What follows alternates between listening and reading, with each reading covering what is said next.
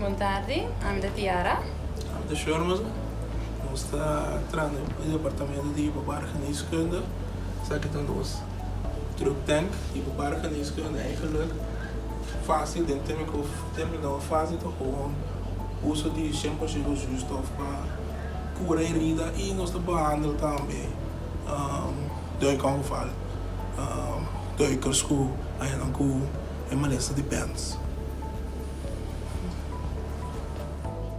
Omini, esa kita nos drug tank, de manera nos llamamos en pueblo of un tanque hiperbárico, lo cual vos anda mira te parte di padeng caminda na cada sia que numerado tahaya un paciente sinta of se necessário nos por bai com paciente também de cuidado intensivo que requer cama cada paciente cada 4 pacientes também com tangar maneira nos chamamos Shermel Tiara, você conhece, nós temos outro na maneira Lodovica e nós temos Crystal também.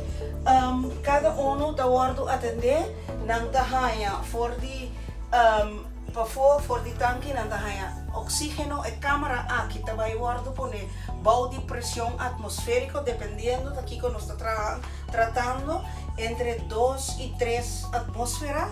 E não há 100% oxígeno. A câmara aqui está guardado será hermeticamente mientras que está na pressão, mientras que o tratamento aqui dentro está andando, tem para fora um ene que está monitorizar cada paciente, sua pressão, paciente não coração, etc. Te hora acaba.